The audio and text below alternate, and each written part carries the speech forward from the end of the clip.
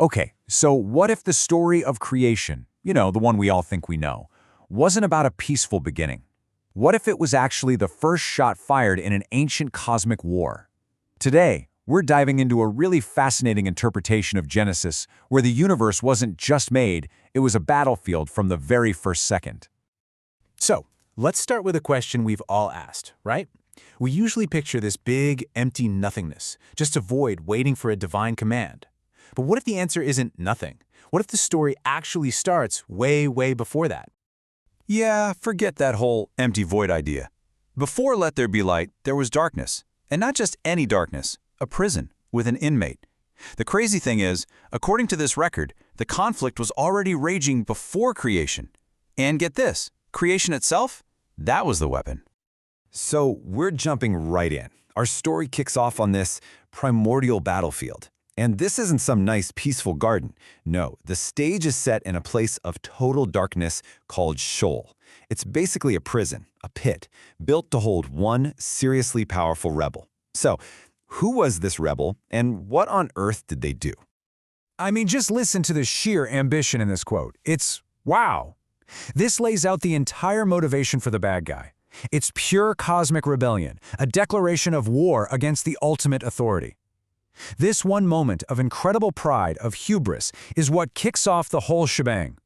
So, this rebel, this is the being we know as Satan. After that big declaration of war, he's defeated and thrown into that dark pit, Sheol. But of course, the story doesn't end there. Not even close. This is actually just the setup for God's incredible counter-strategy. Okay, so the enemy is locked away, but the war is far from over. And now, the first big move is about to be made. And it's a total surprise attack. It's a strategic play that puts a brand new piece on the board. And that piece is humanity. And this is where that famous line, "Let there be light," gets a complete makeover. It's not just about flipping on the lights. No, in this telling, light means Adam. He was created as this tiny little candle, and then deliberately placed right in the middle of the enemy's dark territory. The idea was to start conquering it from the inside out. This is just brilliant because it shows you the long game, right? You have the first Adam, who's like the initial invasion force, just a tiny flicker of light, but the master plan always had a last Adam in mind. Someone who wouldn't be a candle, but the sun. Powerful enough to just obliterate all the darkness for good. Okay, to really get what's happening here, we need to look at the map of this whole cosmic battlefield. This version of the universe is set up in 3 different layers, or tiers. Right at the top, you've got the Sea of Glass. Think of it as the divine command center, God's own realm. It's described as this perfect, crystal sea, a totally untouchable fortress where the whole war is being directed from. The enemy has no chance of getting here. Okay, below that you have the firmament. That's what we just call the sky, or the air. And this is the main battleground. This is no man's land, or actually, it's the enemy's land. The source material calls Satan the ruler of the power of the air. So this is where it all goes down. And finally, at the very bottom, you have the waters below. Now this isn't just your average ocean. This is the realm of pure chaos, the deep, the abyss. And it's home to this monstrous creature called Leviathan, which is basically the raw, untamed power of the enemy. And here's a really cool detail that kind of backs up this whole cosmic war idea. So back on the second day of creation, when God made the firmament, the sky, the text leaves something out. It never says, "and God saw that it was good." Why?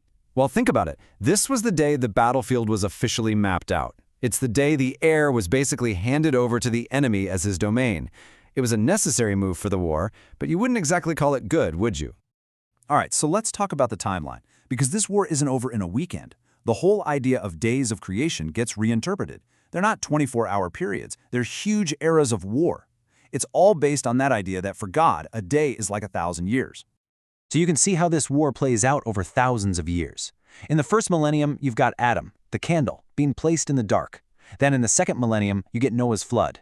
And that's seen as this huge victory, where the ark, representing God's side, literally rises above the chaos of the waters below.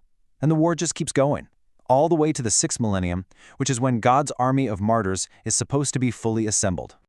Look, every war has an endgame, right? And this cosmic battle is no exception. The source material actually lays out a very clear, prophesied final chapter, the one big battle that's going to end this rebellion for good. This imagery from the Psalms is just so powerful. It gives a face to the enemy, to all that chaos. We're not talking about some abstract idea of evil here. We're talking about Leviathan, the great dragon of the sea. And the prophecy is crystal clear. Its heads will be crushed. And here it is, the big connection. Satan, that original rebel, full of pride, he's symbolized by this monster, Leviathan. It's even called the king of all proud things, which is just the perfect symbol for the pride that kicked this whole war off to begin with. So, the final victory isn't just one big explosion. It's very methodical. It happens in 4 clear steps. First, the dragon gets captured. Second, he's bound up and thrown right back into that pit. Third, and this step is absolutely key, every creature, and that includes the defeated dragon, is forced to praise God. And then finally, he's thrown into the lake of fire. War over. And that right there, that's the ultimate point of all this. The victory isn't just about blowing up the bad guy. It's about the original plan winning out, completely and totally. It's a victory so absolute that the same rebel who screamed, "I will be like the Most High," has to get on his knees and admit the power and sovereignty he tried so desperately to steal. So this leaves us with just one last thing to think about. Just try to imagine that moment. The war is done, the universe is finally quiet, and every single being, from the highest angel to the defeated dragon, is forced to join in this one final universal song of praise. What would that even sound like?